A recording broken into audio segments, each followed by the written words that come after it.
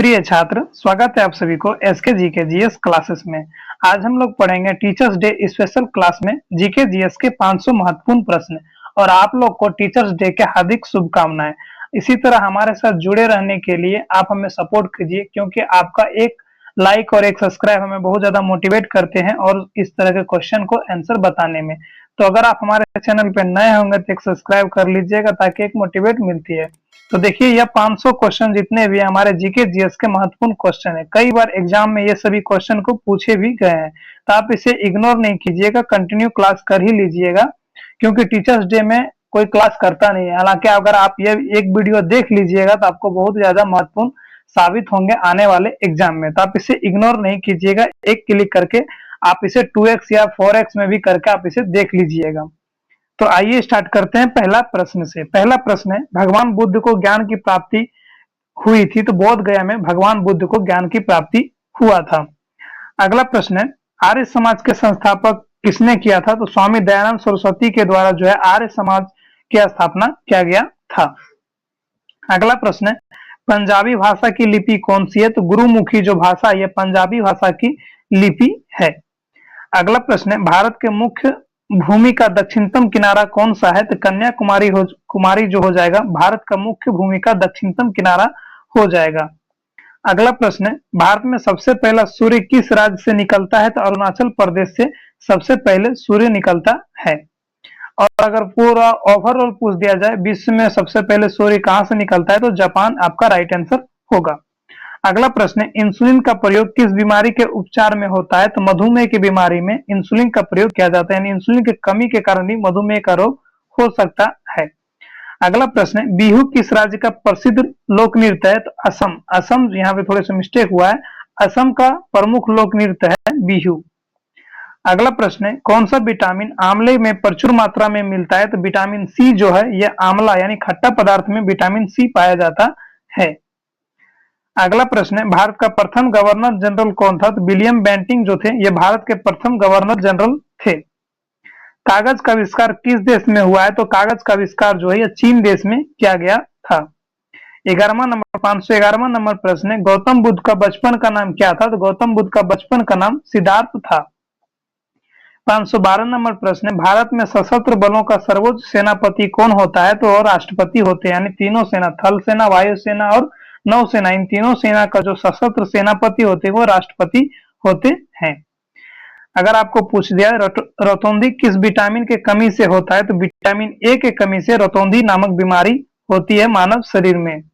अगला प्रश्न है, पोंगल किस राज्य का त्योहार लोक त्योहार है? तो तमिलनाडु का जो है लोक त्योहार हो जाएगा पोंगल। अगला प्रश्न है, गिद्दा और भांगड़ा किस राज्य की लोक नृत्य है? तो पंजाब का जो लोक नृत्य है गिद्दा और भांगड़ा प्रसिद्ध लोक नृत्य है। टेलीविजन का आविष्कार किसने किया था? तो जॉन लोगो बियर्ड के द्वारा जो है टेलीविजन का आविष्कार किया गया था। अगला प्रश्न है, भारत की पहली महिला शासिका कौन थी? तो रजिया सुल्तान जो थी, जो भारत की पहली महिला शासिका थी। यह मुस्लिम वंश के भी संस्थापक थे, संस्थापक नहीं थे, मुस्लिम वंश के एक संतलत काल के रानी थी जिसका नाम रजिया सुल्तान था। इनकी मृत्यु 1240 ईस्वी में हुआ था। अगला प्रश्न है, मछली किसके सहायता से सांस लेती है? तो गलफड़ों की सहायता से मछली जो है सांस लेती है। अगला प्रश्न है, इनकलाब जिंदाबाद का नारा किसने दिया था? तो भगत सिंह के द्वारा इनकलाब जिंदाबाद का नारा दिया गया था। अगला प्रश्न है, जलियांवाला बाग हत्याकांड कब और कहां पे हुआ था? तो जलियांवाला बाग हत्याकांड 13 अप्रैल 1919 ईस्वी को अमृतसर में हुआ था।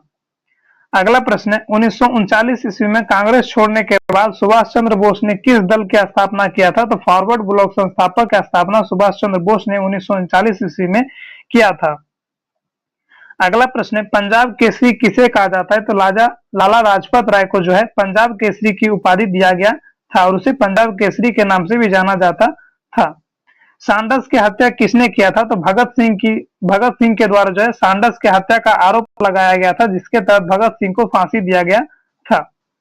अगला प्रश्न है, 1857 ईस्वी के विद्रोह में किसने अपना बलिदान सबसे पहले दिया था? तो मंगल पांडे जो थे, यह 1857 की क्रांति में सबसे पहले अपना बलिदान दिए थे, जो बलिया के रहने वाले थे। अगला प्रश्न है, भारत की पहली महिला राज्यपाल कौन थी? सरोजिनी नायडू जो थी, यह भारत की पहली महिला राज्यपाल थी।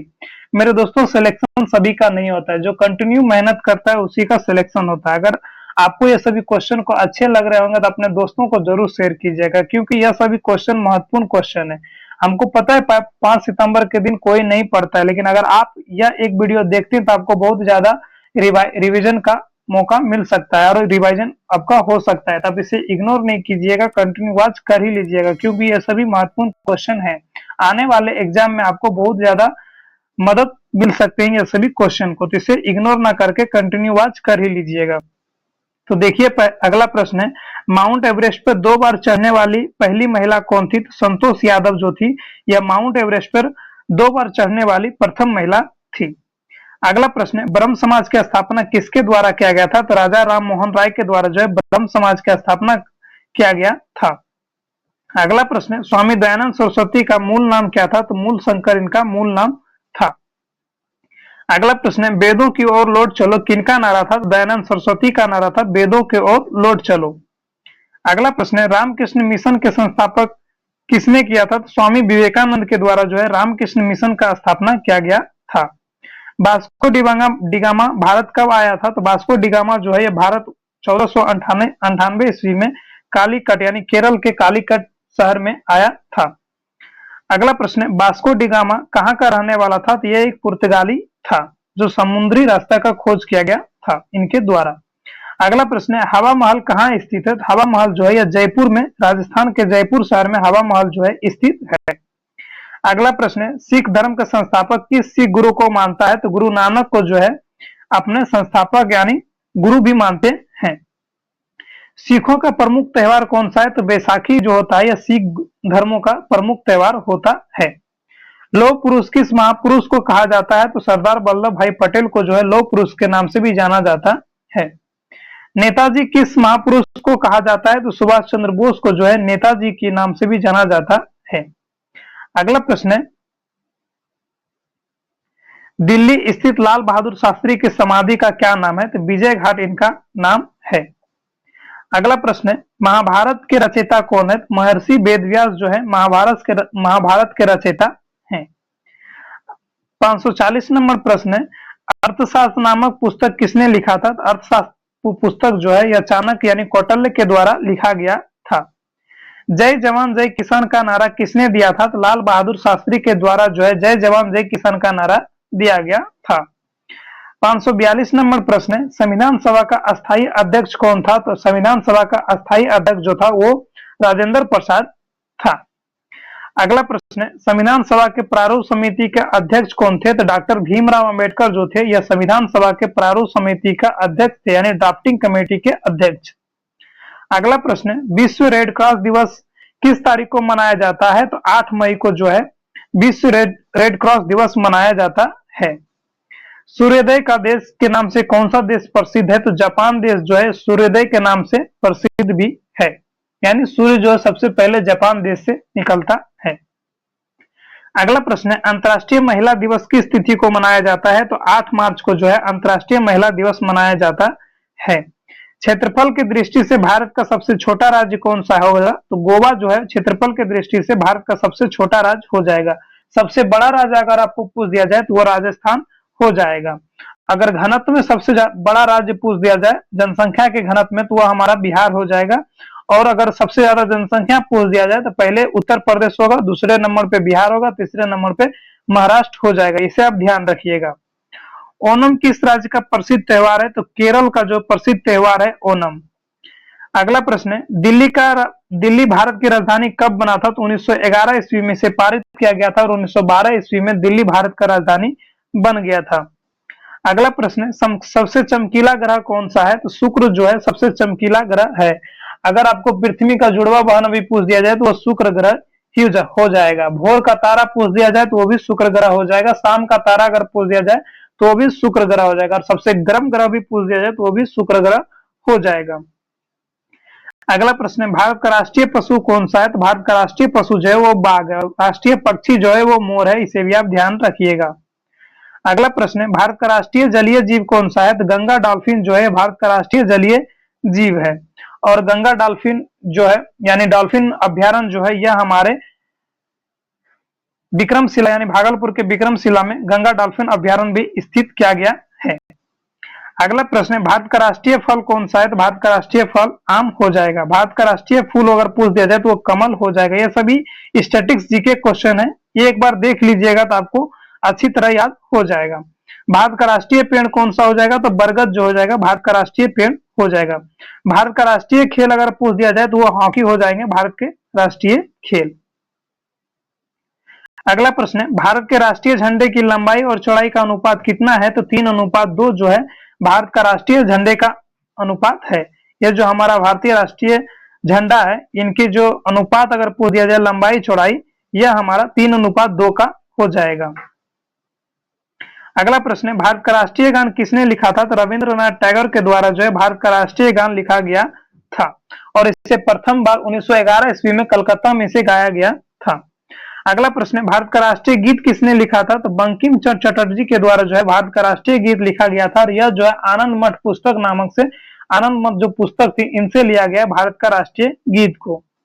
अगला प्रश्न है, महात्मा गांधी के राष्ट्रपिता सबसे पहले किसने कहा था? तो नेताजी सुभाष चंद्र बोस ने सिंगापुर से कॉल करके महात्मा गांधी को सबसे पहले राष्ट्रपिता करके पुकारा था। अगला प्रश्न है, हमारा राष्ट्रीय पंचांग कौन सा है? शक संवत जो है यह हमारा राष्ट्रीय पंचांग है। और अगर आपको पूछ दिया जाए नेपाल का राष्ट्रीय पंचांग कौन सा है, तो वो विक्रम संवत है। इसे भी आप ध्यान रखिएगा। राष्ट्रीय गान गाने का अवधि कितना है? तो 52 सेकंड का इनका अवधि रखा गया है, यानी राष्ट्रीय गान जन गण मन जो है ये 52 सेकंड के अंदर ही गाया जाता है। रेडियो एक्टिविटी का खोज किसने किया था? तो हेनरी बेकरल के द्वारा जो है रेडियो एक्टिविटी का खोज किया गया था। अगला प्रश्न है, पेसमेकर का संबंध शरीर के किस अंग से है? तो हृदय से इनका संबंध रखता है पेसमेकर का, यानी जो अगर किसी का दिल का धड़कना कुछ मानसिक प्रॉब्लम से कमजोर हो जाता है, उसमें पेसमेकर लगाने के बाद जो है हृदय का धड़कना एक मूल रूप में आ जाता है। इसे भी आप ध्यान रखिएगा। अगला प्रश्न है, मानव शरीर की किस ग्रंथि को मास्टर ग्रंथि के नाम से जाना जाता है? तो पीयूष ग्रंथि को जो है मानव शरीर का मास्टर ग्रंथि के नाम से भी जाना जाता है। अगला प्रश्न है, कार्बन का सर्वाधिक शुद्ध रूप कौन सा होता है? तो हीरा होता है कार्बन का सबसे शुद्धतम रूप। अगला प्रश्न है, एक्सरे का आविष्कार किसने किया था? तो रॉन्टगन के द्वारा जो है एक्सरे का आविष्कार किया गया था। अगला प्रश्न है, किस धातु का प्रयोग मानव द्वारा सबसे पहले किया गया था? तो तांबा धातु का प्रयोग सबसे पहले सिंधु सभ्यता में किया गया था। सिंधु सभ्यता ने इससे पहले भी पूरा प्राचीन काल में भी तांबा का खोज कर लिया गया था। सॉरी, इसे आप ध्यान से देख लीजिएगा। अगला प्रश्न है, अंतरिक्ष यात्री को बाह्य आकाश कैसा दिखाई देता है? यानी जो बाह्यतम आकाश है, अगर अंतरिक्ष में कोई यात्री जाता है तो उसको आकाश कैसा दिखाई देता है? क्योंकि वायुमंडल ना होने के कारण उसमें काला आकाश दिखाई देता है। अगला प्रश्न है, दूरबीन का आविष्कार किसने किया था? तो गैलीलियो के द्वारा जो है दूरबीन का आविष्कार किया गया था। अगला प्रश्न है, दिल्ली स्थित महात्मा गांधी के समाधि का नाम क्या है? तो राजघाट उसका नाम दिया गया है। अगला प्रश्न है, भारत में पहली रेल कहां से कहां तक चली थी? बंबई जो है वर्तमान मुंबई जो थाने तक चला था 1853 ईस्वी में। इसे आप ध्यान रखिएगा। अगला प्रश्न है, भारत में पहली बार मेट्रो रेल सेवा किस नगर में आरंभ किया गया था? तो कोलकाता में इसे आरंभ किया गया था। यहाँ पे देखिए रेलवे का आरंभ 1853 ईस्वी दिया गया है। अगला प्रश्न है, प्रथम भारतीय अंतरिक्ष यात्री कौन था? तो लीडर राकेश शर्मा 1994 ईस्वी का जो था ईस्वी में अंतरिक्ष यात्री थे भारतीय। अगला प्रश्न है, भारत के प्रथम महिला मुख्यमंत्री कौन थी? तो श्रीमती सुचेता कृपलानी तो थी, यह भारत की प्रथम महिला मुख्यमंत्री थी। अगला प्रश्न है, हरियाणा के पहले मुख्यमंत्री कौन थे? तो पंडित भगवत दयाल शर्मा जो थे यह हरियाणा के प्रथम मुख्यमंत्री थे। अगर आपको पूछ दिया जाए बिहार का प्रथम मुख्यमंत्री कौन थे, तो वह कृष्ण सिंह हो जाएंगे। और बिहार के प्रथम महिला मुख्यमंत्री अगर पूछ दिया जाए तो वह श्रीमती राबड़ी देवी हो जाएंगे। वर्तमान में कौन है? नीतीश कुमार, यह भी आप ध्यान रखिएगा। अगला प्रश्न है, संयुक्त राष्ट्र संघ की स्थापना कब हुआ था? तो 24 अक्टूबर 1995 ईस्वी में संयुक्त राष्ट्र संघ यानी यूएनओ का स्थापना किया गया था। यूएनओ का मुख्यालय कहां पे है? तो न्यूयॉर्क में यह स्थित है। अमेरिका का एक शहर है न्यूयॉर्क, वहां पे जो है यूएनओ का मुख्यालय स्थित किया गया है। यूएनए का प्रथम महासचिव कौन था? तो त्रिगवेली जो थे ये यूएनए के प्रथम महासचिव थे। इसमें कुल कितने देश सदस्य हैं? तो 193 देश इसमें सदस्य हैं। संयुक्त राष्ट्र संघ सुरक्षा परिषद में कितने देश सदस्य होते हैं? इसमें जो है 15 देश सुरक्षा सदस्य में होते हैं। अगला प्रश्न है, अंतर्राष्ट्रीय न्यायालय कहाँ पे स्थित है? तो यह द हेग हॉलैंड, यानी जो नीदरलैंड का एक शहर है हॉलैंड, इसमें जो है द हेग में अंतर्राष्ट्रीय न्यायालय स्थित है। अगला प्रश्न है, संयुक्त राष्ट्र संघ के वर्तमान महासचिव कौन थे? तो बान की मून जो है यह संयुक्त राष्ट्र संघ के वर्तमान महासचिव हैं। अगला प्रश्न है, संयुक्त राष्ट्र महासभा में हिंदी भाषण देने वाले प्रथम भारतीय कौन थे? तो अटल बिहारी वाजपेयी जो थे यह संयुक्त राष्ट्र महासभा में हिंदी में भाषण देने वाले प्रथम भारतीय थे। मोस्ट इंपोर्टेंट क्वेश्चन है, ये सभी क्वेश्चन कई बार एग्जाम में पूछे भी गए हैं। अगला प्रश्न है, किस विटामिन की कमी को खून का रुकना बंद हो जाता है, यानी किस विटामिन के कमी के कारण खून का रुकना बंद हो जाता है? तो विटामिन के कमी के कारण खून जो है आपके शरीर में अगर कहीं पे कटे हुए हैं तो विटामिन के अगर नहीं रहेगा तो आपको खून रुकने से बंद नहीं होगा। अगला प्रश्न है, हिंदी दिवस कब मनाया जाता है? तो 14 सितंबर को जो है हिंदी दिवस मनाया जाता है। अगला प्रश्न है, संविधान के किस अनुच्छेद द्वारा हिंदी को राष्ट्रीय भाषा घोषित किया गया है? तो अनुच्छेद 343 के तहत जो है हिंदी को राष्ट्रभाषा का दर्जा दिया गया है संविधान के तहत। अगला प्रश्न है, ओलंपिक खेलों की एकल स्पर्धा में स्वर्ण पदक जीतने वाले एकमात्र भारतीय कौन थे? तो अभिनव बिंद्रा जो थे ये एकमात्र भारतीय थे स्वर्ण पदक जीतने के वाले। अगला प्रश्न है, ओलंपिक खेलों का आयोजन कितने वर्ष के बाद होता है? तो 4 वर्ष के बाद होता है। अगला प्रश्न है, सन 2016 में ओलंपिक खेल कहां पे हुआ था? तो रियो ड जेनेरियो में हुआ था, और इस बार 2024 में पेरिस में हुआ था, ये आप भी ध्यान रखिएगा। इस बार 2024 का जो ओलंपिक खेल है यह पेरिस में किया गया था। अगला प्रश्न है, अंतर्राष्ट्रीय मानव अधिकार दिवस कब मनाया जाता है? तो 10 दिसंबर को मनाया जाता है। हरियाणा के कौन से नस्ल भैंस प्रसिद्ध है? तो मुरहा जो भैंस है यह हरियाणा के प्रसिद्ध भैंस है। अगला प्रश्न है, प्रसिद्ध शीतला माता मंदिर कहाँ पे स्थित है? तो गुड़गांव में जो है यह स्थित है। विशाल हरियाणा पार्टी किसने बनाया था? तो राव वीरेंद्र सिंह के द्वारा जो है विशाल हरियाणा पार्टी बनाया गया था। अगला प्रश्न है, भारतीय रेलवे बोर्ड की स्थापना कब की गई थी? तो 1905 ईस्वी में भारतीय रेलवे बोर्ड की स्थापना की गई थी, और 1905 आपको याद होगा बंगाल विभाजन का टाइम भी 1905 था। अगला प्रश्न है, मेट्रो पुरुष उपनाम से कौन प्रसिद्ध है? तो इंजीनियर श्रीधरन जो थे यह मेट्रो पुरुष के उपनाम से भी प्रसिद्ध थे। अगला प्रश्न है, भारत में सर्वप्रथम रेल का शुभारंभ किसने किया था? तो लॉर्ड डलहौजी के द्वारा जो है भारत में सर्वप्रथम रेलवे का शुभारंभ किया गया था। अगला प्रश्न है, भारत में कुल रेल मार्ग की लंबाई कितनी है? तो 63,974 किलोमीटर रेल मार्ग की लंबाई है। अभी हालांकि बदल गया है, तो अब इसे करंट में चेक कर लीजिएगा कितना है। यहाँ तक कि दोस्तों हम लोग 100 क्वेश्चन को कवर किए हैं। अगर इसी तरह हमारे साथ जुड़े रहते हैं तो और हम लोग भी 400 क्वेश्चन को आज कवर कर लेंगे। हमारे साथ जुड़े रहने के लिए बहुत बहुत धन्यवाद, क्योंकि टीचर्स डे में कोई लड़का पढ़ता नहीं है, सब लोग एंजॉय करने कहीं कहीं चले जाते हैं। अगर आप हमारे साथ जुड़े हैं तो आप जरूर है मेहनती लड़का है। अगर आपका रिजल्ट आपको चाहिए तो इस सभी क्वेश्चन को आपको एक बार रिविजन कर ही लेना होगा। देखिए अगला प्रश्न है, भारतीय रेल का राष्ट्रीयकरण कब हुआ था? तो 1950 ईस्वी में भारतीय रेल का राष्ट्रीयकरण किया गया था। अगला प्रश्न है, रेल मंत्रालय ने विलेज ऑफ विलेज नामक परियोजना किस वर्ष प्रारंभ किया था? तो 2004 ईस्वी में यह जो है प्रारंभ किया गया था। अगला प्रश्न है, भारत में माल परिवहन के लिए किस माध्यम का सबसे ज्यादा उपयोग किया जाता है? यानी जो हमारा प्रोडक्ट होते हैं इसे सबसे ज्यादा ट्रांसपोर्टेशन के लिए किसके उपयोग किया जाता है? तो भारतीय रेलवे का प्रयोग किया जाता है परिवहन के लिए।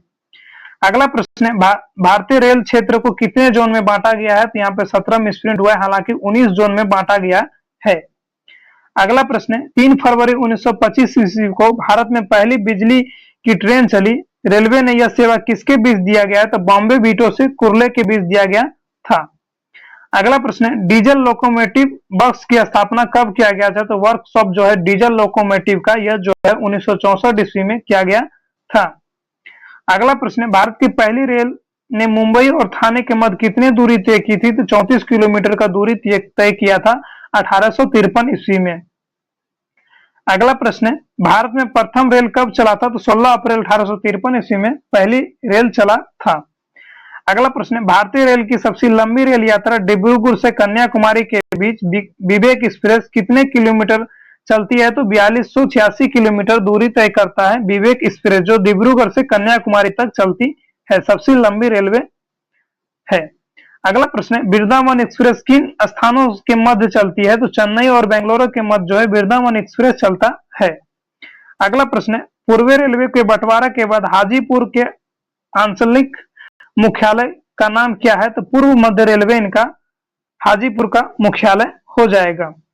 अगला प्रश्न है, भारत का सबसे बड़ा सार्वजनिक उपकरण कौन सा है? तो भारतीय रेल जो है सबसे बड़ा सार्वजनिक उपकरण है। अगला प्रश्न है, कोलकाता में भूमिगत रेलवे मार्ग दमदम से टॉलीगंज तक की लंबाई कितनी है? तो 16.45 किलो यानी 45 किलोमीटर की लंबाई है रेल मार्ग की। 614 नंबर प्रश्न है, देश की सबसे लंबी दूरी के रेलमार्ग की लंबाई कितनी है? तो 4256 किलोमीटर है। 615 नंबर प्रश्न है, भारतीय रेलवे बोर्ड की स्थापना कब किया गया था? तो मार्च 1905 ईस्वी में भारतीय रेलवे बोर्ड की स्थापना किया गया था। अगला प्रश्न है, भारत की पहली रेल कहां चली थी? तो मुंबई से थाने के बीच चली थी, यह भी ध्यान रखिएगा। अगला प्रश्न है, सोन नदी पर बना देश का सबसे लंबा रेल पुल कौन सा है? तो नेहरू सेतु जो है सोन नदी पे बना हुआ देश का सबसे लंबा रेल पुल है। अगला प्रश्न है, व्हील्ड एंड एक्शन प्लांट कहां पे स्थित है? तो यह जो है बेंगलोर में इसे स्थित किया गया है। भारत में प्रथम क्रांति रेल कहां चली थी? तो दिल्ली से बेंगलुरु के बीच जो है भारत का प्रथम क्रांति रेल चला था। अगला प्रश्न है, कुल केंद्रीय कर्मचारी का कितना प्रतिशत भाग रेलवे में कार्यरत है? तो 40% भाग जो है केंद्र के द्वारा कर्मचारियों का रेलवे में कार्यरत का भाग है। अगला प्रश्न है, उत्तर रेलवे में सर्वप्रथम पहली रेल बस किन दिन राजस्थान के मेवाड़ शहर से मोड़ता रोड के बीच प्रारंभ किया गया है? तो 22 अक्टूबर 1994 को यह प्रारंभ किया गया है। अगला प्रश्न है, कोयले से चलने वाला देश का सबसे पुराना इंजन कौन सा है? तो फेरी क्यून जो नामक इंजन है, यह देश में सबसे पुराना इंजन था कोयले से चलने वाला। अगला प्रश्न है, विश्व में प्रथम रेल कब चली थी? 1825 ईस्वी में इंग्लैंड में चला था। अगला प्रश्न है, भारत रेल बजट के सामान्य बजट से कब अलग किया गया था? 1824 ईस्वी में इसे अलग किया गया था। 625 नंबर प्रश्न है, भारत में सबसे लंबी दूरी तय करने वाली रेलगाड़ी कौन सी है? तो विवेक एक्सप्रेस जो है जो कन्याकुमारी से डिब्रूगढ़ तक चलती है। अगला प्रश्न है, भारत में प्रथम विद्युत इंजन का निर्माण कब प्रारंभ हुआ था? तो 1971 ईस्वी में भारत में प्रथम विद्युत इंजन का निर्माण किया गया था। अगला प्रश्न है, इंटीग्रल कोच फैक्ट्री कहां पे स्थित है? तो पेरम्बूर चेन्नई में जो है इंटीग्रल कोच फैक्ट्री स्थित किया गया, यानी वहां पे उसका फैक्ट्री है। अगला प्रश्न है, रेलवे कोच फैक्ट्री की स्थापना कब किया गया था? तो 1988 ईस्वी में रेलवे कोच फैक्ट्री का स्थापना किया गया था। अगला प्रश्न है, भारत और पाकिस्तान के बीच चलने वाली रेलगाड़ी कौन सा है? तो समझौता एक्सप्रेस यानी थार एक्सप्रेस के भी नाम से इसे जाना जाता है, जो भारत और पाकिस्तान के बीच चलने वाली एकमात्र रेलगाड़ी है। अगला प्रश्न है, भारतीय रेल में तृतीय श्रेणी किस वर्ष समाप्त कर दिया गया था? तो 1974 ईस्वी से इसे समाप्त कर दिया गया था। अगला प्रश्न है, भारतीय रेल नेटवर्क का विश्व में कौन सा स्थान है? तो चौथा स्थान इनका है। अगला प्रश्न है, विद्युत से चलने वाली प्रथम रेलगाड़ी कौन सी है? तो डेक्कन क्वीन जो है यह विद्युत से चलने वाली प्रथम रेलगाड़ी थी। अगला प्रश्न है, किस अनुच्छेद के तहत राष्ट्रपति अपने पद ग्रहण करने की तिथि से 5 वर्ष से अवधि तक अपने पद पर बना रहता है?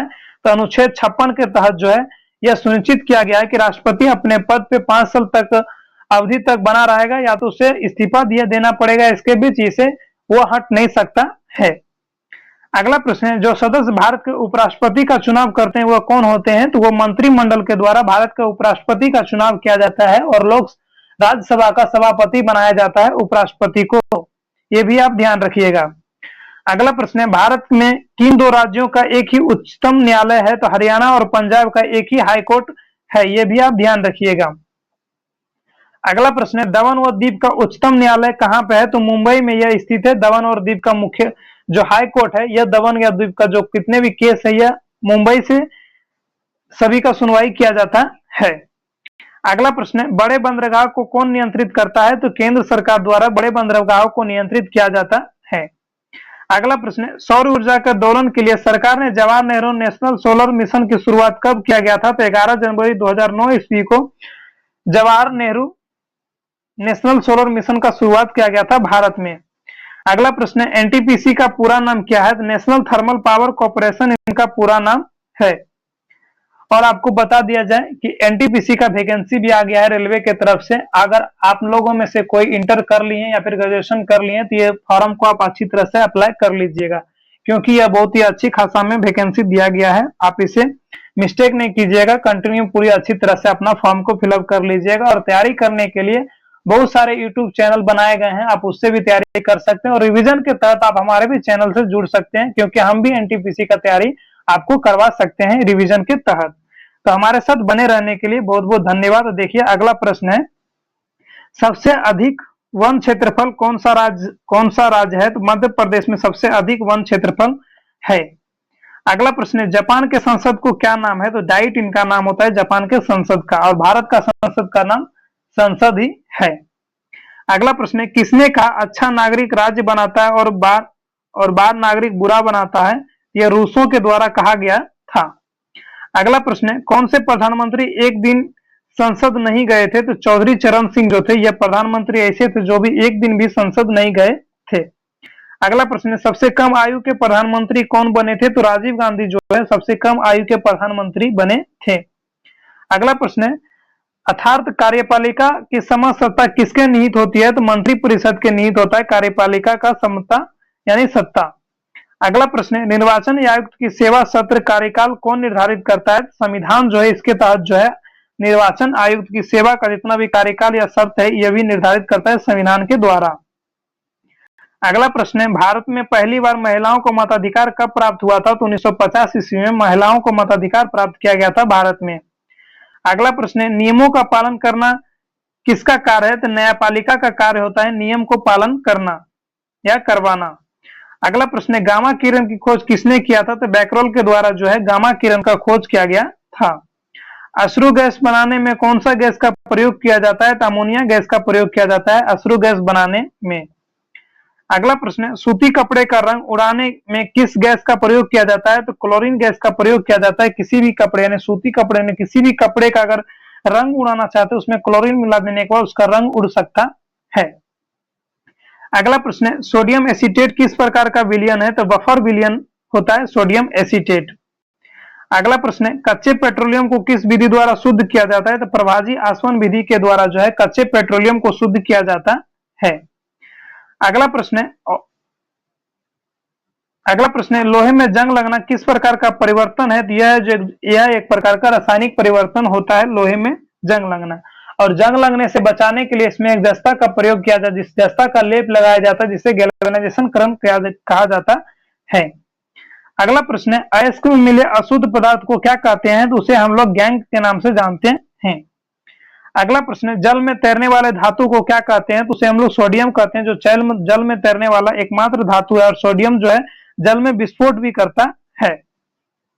अगला प्रश्न है, जो जल साबुन के साथ आसानी से झाग देता है उसे हम लोग क्या कहते हैं? तो उसे हम लोग मृदु जल कहते हैं, यानी दूषित जल जो होता है यह साबुन में आसानी से झाग देता है।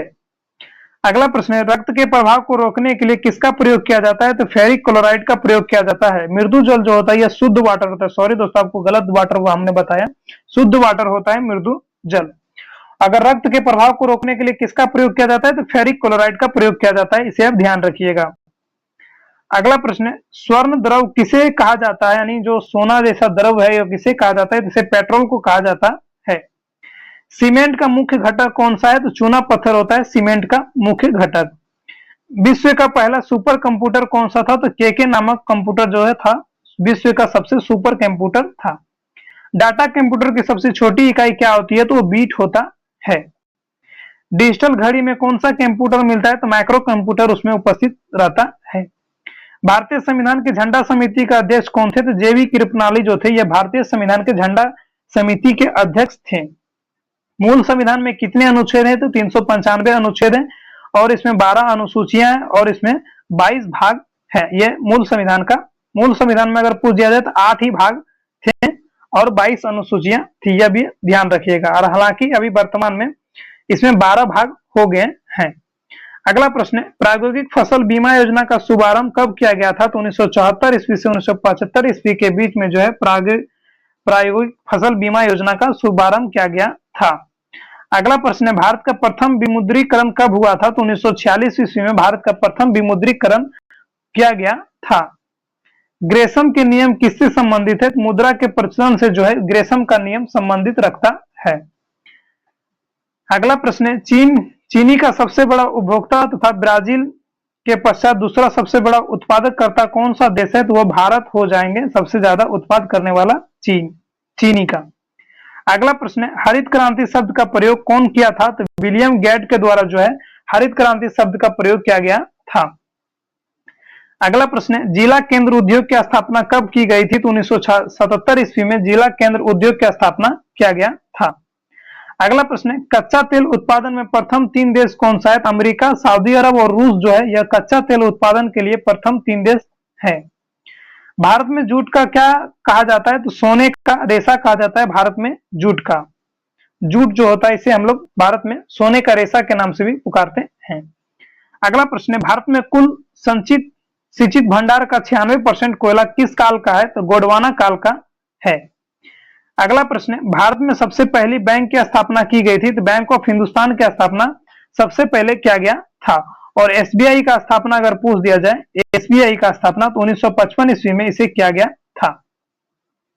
अगला प्रश्न है, 1 रुपये की नोट किसका हस्ताक्षर होता था? तो वित्त सचिव का हस्ताक्षर होता है।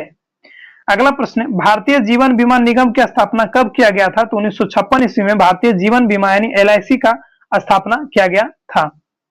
अगला प्रश्न है, भारत में पहला मोबाइल बैंक कहां पे स्थापित किया गया था? तो खरगोन मध्य प्रदेश में सबसे पहला मोबाइल बैंक का स्थापना किया गया था। अगला प्रश्न है, सर्वाधिक तरल प्रतिभौतिकियां कौन सी है? तो खजाना बिल जो होता है सबसे तरल प्रतिभौतिकी होता है। सेबे का मुख्यालय कहां पे? तो यह मुंबई में सेबे का मुख्यालय है। स्वतंत्र भारत का पहला बजट किसने प्रस्तुत किया था? तो आर के सेठी के द्वारा स्वतंत्र भारत का पहला बजट जो था इसे प्रस्तुत किया गया था संसद में। अगला प्रश्न है, सबसे अधिक उम्र तक जीवित रहने वाला केरीरक्कू कौन सा है? तो कछुआ जो होता है सबसे अधिक उम्र तक जीवित रहने वाला कशीरक्कू होता है। मनुष्य में लगभग कितने अवशेषी अंग पाए जाते हैं? तो लगभग 100 जो है ऐसे अंग है जो अवशेषी अंग पाए जाते हैं मनुष्य में। अगला प्रश्न है, किस शैवाल के अंतरिक्ष यान के केबिन के होज में उगाकर अंतरिक्ष यात्री को प्रोटीन युक्त भोजन, जल और ऑक्सीजन प्राप्त होता है? तो क्लोरीन की मात्रा देने के बाद यह सभी प्राप्त होता है। अगला प्रश्न है, वह घटक जो अपना भोजन स्वयं बनाता है उसे क्या कहते हैं? तो उसे हम लोग उत्पाद यानी हरे पौधे जो होते हैं वो अपना भोजन स्वयं बनाते हैं। अगला प्रश्न है, विभिन्न प्रकार के जंतुओं और उनके क्रियाकलापों के अध्ययन को क्या कहते हैं? तो उसे हम लोग जंतु विज्ञान के नाम से जानते हैं। अगला प्रश्न है, घटिया स्पंज का प्रयोग किसके लिए किया जाता है? तो ध्वनि अवशोषण के लिए घटिया स्पंज का प्रयोग किया जाता है। अगला प्रश्न है, रुधिर में ग्लूकोज की मात्रा बढ़ाना क्या कहलाता है? तो उसे हम लोग मधुमेह रोग हो जाता है। रुधिर में अगर ग्लूकोज की मात्रा अधिक बढ़ जाए तो उसे मधुमेह नामक रोग हो सकता है। अगला प्रश्न है, रक्त का थक्का बनने के लिए अनिवार्य स्रोतों कौन सा है? तो फाइब्रोजिन जो होते हैं यह रक्त का थक्का बनाने के लिए अनिवार्य स्रोत होते हैं। लसिका के नोड को क्या कहते हैं? तो लिम्फो नोड उसे हम लोग कहते हैं लसिका के नोड को। इंसुलिन का खोज किसने किया था? तो वेंसिंग्स एवं विस्ट के द्वारा जो है इंसुलिन का खोज किया गया था। अगला प्रश्न है, मनुष्य के श्वसन तंत्र का सबसे महत्वपूर्ण अंग कौन सा है? तो फेफड़ा और फुफ्फुसक जो होता है यह मनुष्य का श्वसन तंत्र का सबसे महत्वपूर्ण अंग होता है। क्षय रोग से कौन सा अंग प्रभावित होता है? तो फेफड़ा जो होता है यह क्षय रोग से प्रभावित होता है।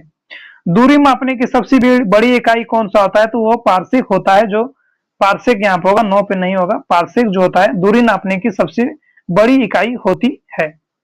अगला प्रश्न है, ध्वनि की तीव्रता व्यक्त करने के लिए क्या मात्रक है? तो वेल इसका मात्रक होता है। उष्मा का सबसे अच्छा चालक अगर पूछ दिया जाए तो वो चांदी होता है, उष्मा का सबसे अच्छा चालक।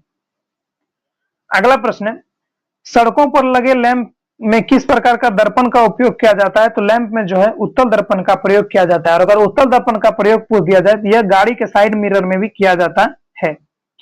अगला प्रश्न है, विद्युत धारा कैसी राशि है? तो यह एक प्रकार का अदिश राशि होता है विद्युत धारा। अगला प्रश्न है, लाल कांच को अधिक ताप पर गर्म करने पर वह कैसा रंग दिखाई देता है? तो वह हरा रंग दिखाई देने लगेगा। शुष्क सेल किससे बनता है? तो जस्ता का बना होता है शुष्क सेल। अति चालक का लक्षण क्या है? तो उच्च प्रागम्यता होता है अति चालक। पहाड़ों पर जल जल्दी क्यों उबलने लगता है? तो दाब कम होने के कारण जो है पहाड़ों पर अत्यधिक गर्मी पड़ता है, इसके कारण जो है जल जो है जल्दी उबलने लगता है। अगला प्रश्न है, कार्बोनेट आयन की तुल्यांकी भार कितना होता है? तो 30 होता है उसका तुल्यांकी भार। अगला प्रश्न है, कृत्रिम रेडियो एक्टिविटी की खोज किसने किया था? तो मैडम क्यूरी के द्वारा जो है कृत्रिम रेडियो एक्टिविटी का खोज किया गया था। अगला प्रश्न है, किन गैंगों का गलनांक निम्न होता है? तो निष्क्रिय गैस का जो गलनांक होता है यह निम्न होता है। यह महत्वपूर्ण क्वेश्चन है, आप इसे ध्यान रखिएगा। सबसे कठोर धातु अगर पूछ दिया जाए तो प्लेटिनम होता है सबसे कठोर धातु, और सबसे भारी धातु जो है वो ओस्मियम होता है। ये सभी मोस्ट इंपोर्टेंट क्वेश्चन है, ये सभी इग्नोर नहीं करने वाला क्वेश्चन है मेरे दोस्तों। रिवीजन ये सबको कर ही लीजिए तो अच्छा रहेगा। अगला प्रश्न है, सफेद सोना किसे कहा जाता है? तो प्लेटिनियम को जो है सफेद सोना के नाम से भी जाना जाता है। आशा धातु किसे कहा जाता है? यानी भविष्य का ईंधन, या तो हाइड्रोजन हो जाएगा या फिर यूरेनियम जो होता है यह आशा धातु के नाम से भी जाना जाता है। साबुन बनाने वाली क्रिया को क्या कहते हैं? तो उसे हम लोग साबुनीकरण कहते हैं। अगला प्रश्न है, जल में कौन सा लवण डालकर उबालने में अस्थायी एवं अस्थायी कठोरता दोनों प्रकार की कठोरता दूर होता है? तो सोडियम कार्बोनेट डालने के बाद जो उसका कठोरता जो है अस्थायी हो या अस्थायी हो दोनों दूर किया जाता है। 712 नंबर प्रश्न है, वह पहला पदार्थ जिसे प्रयोगशाला में प्रयोग बनाया गया था? तो यूरिया को जो है ये बोहलर के द्वारा सबसे प्रथम पदार्थ जो था इसे प्रयोगशाला में बनाया गया था। अगला प्रश्न, दूध से दही बनने की उत्प्रेरक को कार्य क्या होता है? तो लेटेक्स होता है इसका उत्प्रेरक कार्य। अगला प्रश्न है, गन पाउडर की खोज किसने किया था? तो रोजर बैंकन के द्वारा जो है गन पाउडर का खोज किया गया था। स्वर्ण द्रव किसे कहा जाता है? तो पेट्रोलियम को कहा जाता है, ये आपको पहले भी बताए हैं। अगला प्रश्न है, चाय या कॉफी में कौन सा पदार्थ स्फूर्ति का अब हम अनुभव कराता है? तो कैफीन नामक जो होता है इसमें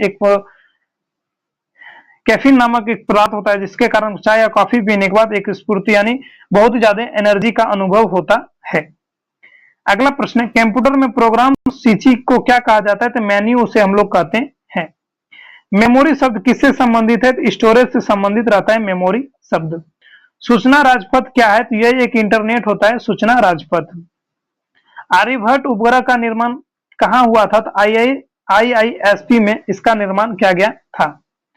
अगला प्रश्न है, भारत द्वारा विकसित प्रथम प्रक्षेपण यान कौन सा है? तो SLV-3 साधारण क्षमता वाला जो है भारत द्वारा विकसित प्रथम प्रक्षेपण यान था। अगला प्रश्न है, भारत का पहला परमाणु विद्युत गृह कौन सा है? तो तारापुर महाराष्ट्र में जो स्थित है यह परमाणु पहला विद्युत गृह है। अगला प्रश्न है, भीष्म टैंक का विकास कहां हुआ था? तो रूस में इसका विकास हुआ था भीष्म टैंक का। अर्जुन टैंक का विकास किसने किया था? तो DRDO के द्वारा जो है इसका विकास किया गया था, और DRDO का मुख्यालय जो है नई दिल्ली में स्थित है। अगला प्रश्न है, संयुक्त राष्ट्र संघ की कार्यपालिका क्या होता है? सुरक्षा परिषद होता है। अगला प्रश्न है, संयुक्त राष्ट्र के बजट कौन निर्धारित करता है? तो महासभा के द्वारा इसे निर्धारित किया जाता है। अगला प्रश्न है, सुरक्षा परिषद में किन सदस्यों को वीटो शक्ति प्राप्त है? तो अमेरिका और रूस, ब्रिटेन, फ्रांस, चीन, ये पांचों देश को जो है वीटो शक्ति प्राप्त है सुरक्षा परिषद में। यह चाहे तो किसी भी देश पे रोक लगा सकता है। अगर कोई भी देश अपना बिल पारित करता है तो इन पांचों में से किसी एक ने अगर वीटो पारित कर दिया तो उस बिल को रद्द किया जा सकता है। अगला प्रश्न है, यूरोपीय अंतरिक्ष एजेंसी का मुख्यालय कहां पे स्थित है? तो पेरिस यानी फ्रांस में जो है यूरोपीय अंतरिक्ष एजेंसी का मुख्यालय स्थित है। प्रथम एशियाई खेल कहां पे हुआ था? तो नई दिल्ली में यह खेल हुआ था, प्रथम एशियाई खेल। अशोक चक्र प्राप्त करने वाले महिला कौन थे? तो नीरजा भनोत जो थे, ये मरणोपरांत से प्राप्त हुआ था अशोक चक्र। 731 नंबर प्रश्न है, गेहूं के प्रति हेक्टेयर उत्पादन सर्वाधिक किस राज्य में होता है? तो पंजाब में सबसे ज्यादा गेहूं का उत्पादन होता है भारत में। अगला प्रश्न है, विश्व में सबसे बड़ा चावल निर्यातक देश कौन सा है? तो वो भारत है सबसे बड़ा चावल निर्यातक देश। अगला प्रश्न है, भारतीय रिजर्व बैंक का प्रमुख कार्य क्या है? तो शाखा मुद्रण का नियंत्रण करना इसका प्रमुख कार्य होता है भारतीय रिजर्व बैंक का। अगला प्रश्न है, वर्तमान में भारतीय राष्ट्रीय आय के सर्वाधिक योगदान किसका है? तो सेवाओं का सबसे ज्यादा यानी टैक्स का सबसे ज्यादा योगदान होता है भारतीय राष्ट्रीय आय में। आधार वर्ष का सूचांक सदैव कितना होता है? तो 100 वर्ष होता है। अगला प्रश्न है, संपदा कर भारत में वह लागू करता था? तो 1957 ईस्वी से यह लागू किया गया था संपदा कर। अगला प्रश्न है, भारत में व्यय कर लगाने का सुझाव 1955 ईस्वी में किसने दिया था? तो ब्रिटिश अर्थशास्त्री के द्वारा जो है भारत में व्यय कर लगाने का सुझाव दिया गया था। अगला प्रश्न है, स्वतंत्र भारत का पहला बजट कब प्रस्तुत किया गया था? तो 26 नवंबर 1947 ईस्वी में स्वतंत्र भारत का पहला बजट जो है प्रस्तुत किया गया था। अगला प्रश्न है, भारत के जनगणना का शुभारंभ कब हुआ था? तो 1872 ईस्वी में लॉर्ड मेयो के द्वारा जो है भारत में प्रथम जनगणना किया गया था, जो सक्षम नहीं हुआ था।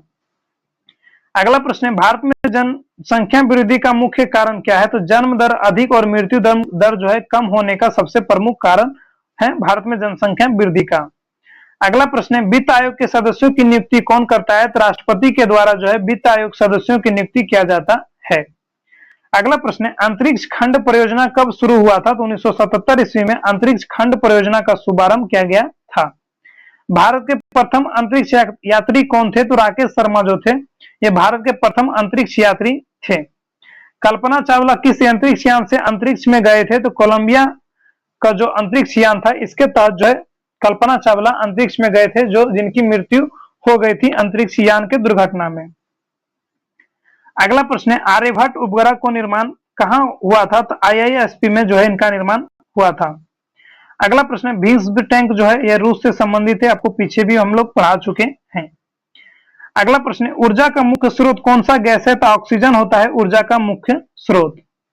अगला प्रश्न है, ऑक्सीजन हमारे वायुमंडल में कितने ऊंचाई तक में है? तो 64 किलोमीटर की ऊंचाई में जो है ऑक्सीजन हमारे वायुमंडल में स्थित है। अगला प्रश्न है, कौन सा गैस अन्य पदार्थों के साथ मिलकर कार्य करता है? तो ऑक्सीजन जो है यह अन्य गैसों के साथ मिलकर अपना कार्य करता है। अगला प्रश्न है, कौन सा गैस की उपस्थिति के कारण वायुमंडल पवनों की शक्तियां तथा प्रकाश के परावर्तन का आभास होता है? तो नाइट्रोजन गैस के कारण यह सभी आभास होता है वायुमंडल में। अगला प्रश्न है, एशिया का सबसे बड़ा द्वीप कौन सा है? तो बुर्निया द्वीप जो हमारा इंडोनेशिया में स्थित है, यह सबसे बड़ा एशिया का बड़ा द्वीप है। अगर सबसे बड़ा द्वीप समूह पूछ दिया जाए तो यह इंडोनेशिया द्वीप समूह है। और सबसे बड़ा ग्रीनलैंड अगर आपको सबसे बड़ा आइसलैंड अगर पूछ दिया जाए तो हमारा ग्रीनलैंड हो जाएगा। अगला प्रश्न है, विश्व का सबसे बड़ा द्वीप समूह कौन सा है? तो यह हमारा द्वीप जो हमसे पूछ दिया जाए तो वह ग्रीनलैंड होगा। वायुमंडल को कितने परतों में बनता है? तो 5 परतों में रहता है। आप इसे आपको पता होगा, क्षोभ मंडल, समताप मंडल, आयन मंडल, बहिर्मंडल और एक होता है क्षोभ मंडल, समताप मंडल, आयन मंडल, बहिर्मंडल और ओजोन मंडल होता है। आप इसे ध्यान रखिएगा। अगला प्रश्न है, सूर्यताप ऊर्जा पृथ्वी पर किस रूप में पहुंचता है? तो लघु तरंग के रूप में पहुंचता है। अगला प्रश्न है, किसी पदार्थ की ऊष्मा तरंगों के संचार द्वारा सीधे गर्म होने का क्या कारण होता है? तो वह विकिरण होता है। अगला प्रश्न है, संचालन की प्रक्रिया से वायुमंडल में कौन सी परत गर्म होती है? तो केवल निचली परत जो होता है यह वायुमंडल के सतह से सबसे ज्यादा गर्म होता है। अगला प्रश्न है, संसार का अधिकांश क्षेत्रों में किन महीनों में न्यूनतम अथवा अधिकतम तापमान पाया जाता है? तो जनवरी से जुलाई महीनों में सबसे कम तापमान और सबसे ज्यादा तापमान यही सभी महीनों में पाया जाता है। तापांतर कितने प्रकार के होते हैं? तो ये 2 प्रकार के होते हैं, यह ध्यान रखिएगा। अगला प्रश्न है, चाय निर्यातक के क्षेत्र में कौन सा देश सबसे आगे है? तो केनिया देश जो है चाय निर्यातक यानी चाय पत्ती होता है इनका सबसे ज्यादा निर्यात करता है केनिया देश। सर्वप्रथम मक्का का खेती कहां पे किया गया था? तो मध्य अमेरिका में जो है सर्वप्रथम मक्का का खेती किया गया था, जिससे हम लोग पॉपकॉर्न बनाते हैं, वो मक्का का खेती सर्वप्रथम अमेरिका में किया गया था। विश्व के कुल धरातल क्षेत्रफल का कितना भाग कृषि कार्य में लगा है? तो 11% भाग जो है कृषि कार्य में लगा हुआ है। किस द्वीपों में गन्ना की खेती उत्तम होता है? यह जो है हमारा ब्राजील शहर में सबसे ज्यादा गन्ना का खेती होता है। अगला प्रश्न है, विश्व में कपास की खेती सबसे अधिक कहां की जाती है? तो चीन में सबसे ज्यादा कपास का खेती किया जाता है। विश्व का सबसे बड़ा रबड़ उत्पादक देश कौन सा है? तो वो थाईलैंड देश हो जाएगा। अगला प्रश्न है, विश्व में सबसे अधिक मूंगफली का उत्पादक कौन करता है? तो चीन जो है सबसे ज्यादा अधिक मूंगफली का उत्पाद करता है। विश्व में सबसे अधिक केले का उत्पाद कौन करता है? तो भारत जो है सबसे ज्यादा केले का उत्पाद करता है। विश्व में सबसे अधिक संघन खेती कहां प्रचलित है? तो यह जो है जापान में सबसे ज्यादा संघन खेती प्रचलित है। जूट उत्पादन में भारत का स्थान क्या है? तो पहला स्थान है जूट उत्पादन में। अगर भारत में आपको पूछ दिया जाए सबसे ज्यादा जूट कहां पे उत्पाद किया जाता है, तो बिहार के कटिहार डिस्ट्रिक्ट में सबसे ज्यादा उत्पाद किया जाता है, और पश्चिम बंगाल में भी जूट का सबसे ज्यादा उत्पाद किया जाता है। अगला प्रश्न है, गहन कृषि किस क्षेत्र से संबंधित है? तो यह कनाडा से संबंधित है। दूध उत्पादक में भारत का सबसे पहला स्थान होगा, पहला स्थान। अगला प्रश्न है, वर्तमान में जूट उद्योग का केंद्रीकरण कहां मिलता है? तो भारत और बांग्लादेश में सबसे ज्यादा जूट उद्योग का केंद्रीकरण मिलता है। विश्व का सबसे औद्योगिक देश कौन सा है? तो सिंगापुर जो है सबसे बड़ा औद्योगिक देश हो जाएगा। और औद्योगिकरण का शुरुआत अगर आपको पूछ दिया जाए कहां से किया गया था, तो यह इंग्लैंड से सबसे पहले औद्योगिक का करण किया गया था। अगला प्रश्न है, संसार का सबसे बड़ा मरुस्थल कौन सा है? तो सहारा मरुस्थल जो है संसार का सबसे बड़ा मरुस्थल है। सहारा मरुस्थल कहां पे स्थित है? तो उत्तरी अफ्रीका में जो है सहारा मरुस्थल स्थित है। अगला प्रश्न है, दक्षिणी एशिया का सबसे बड़ा मरुस्थल कौन सा है? तो थार मरुस्थल हो जाएगा, जो भारत के राजस्थान में स्थित है। थार मरुस्थल जो दक्षिणी एशिया का भी सबसे बड़ा मरुस्थल हो जाएगा। सबसे अधिक द्वीपों किस महासागर में है? तो प्रशांत महासागर में जो है सबसे अधिक द्वीपों की संख्या है। सूर्य का प्रकाश किस विधि के द्वारा पृथ्वी तक पहुंचता है? तो विकिरण विधि के द्वारा जो है सूर्य का प्रकाश पृथ्वी तक पहुंचता है। अगला प्रश्न है, सर्वाधिक निर्वाचन संख्या वाला देशंग कौन सा है? तो वो भारत हो जाएंगे। अगला प्रश्न है, सर्वाधिक लंबी सीमा वाला देश कौन सा है? तो कनाडा जो है सबसे लंबा सीमा लगाता है।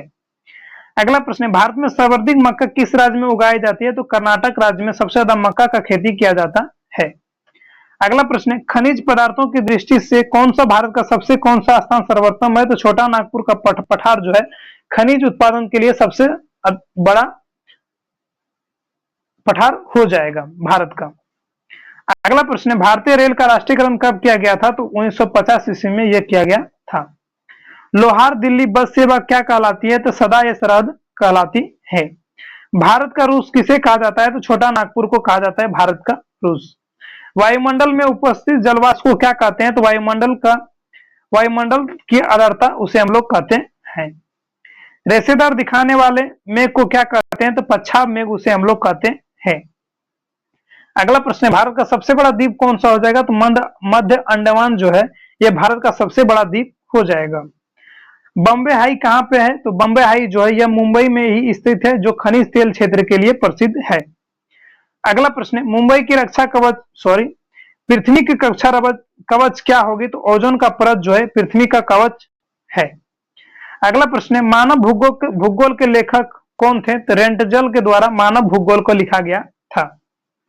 अगला प्रश्न है, न्यूनतम जनसंख्या घनत्व वाला देश कौन सा है? तो मंगोलिया जो है न्यूनतम जनसंख्या घनत्व वाला देश हो जाएगा। अगला प्रश्न है, हमारे सौरमंडल का तीसरा सबसे बड़ा ग्रह कौन सा है? तो अरुण जो है तीसरा सबसे बड़ा ग्रह हो जाएगा। अगला प्रश्न है, पृथ्वी आग्नेय चट्टान कैसे बनता है? तो मैग्मा या लावा के जन्म से पृथ्वी आग्नेय चट्टान का निर्माण होता है। अगला प्रश्न है, एशिया का सबसे बड़ा लौह अयस्क उत्पाद देश कौन सा हो जाएगा? तो चीन जो है एशिया का सबसे बड़ा लौह अयस्क उत्पाद देश है। अगला प्रश्न है, गहन कृषि किस क्षेत्र से संबंधित है? तो यह जो है कनाडा से संबंधित है।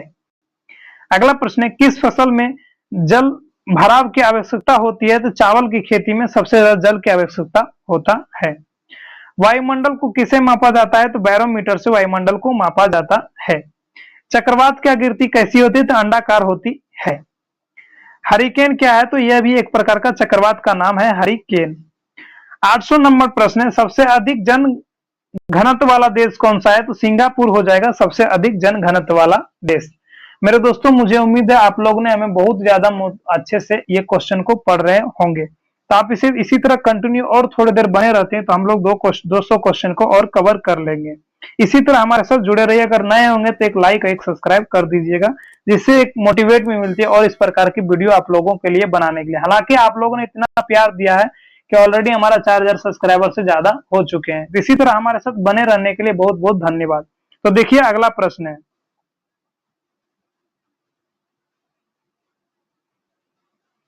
सौरमंडल का खोज कब हुआ था? तो सौरमंडल का खोज जो है 1540 ईस्वी में केपलर के द्वारा किया गया था।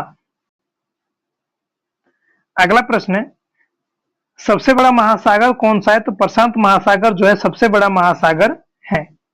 अगला प्रश्न है, सबसे गहरा महासागर भी प्रशांत महासागर है।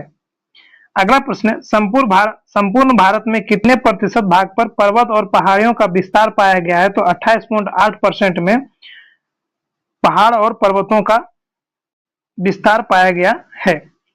अगला प्रश्न है, संपूर्ण भारत में कितने क्षेत्रफल पर मैदानी भाग विस्तारित है? तो 44% भाग में मैदानी भाग जो है विस्तारित है।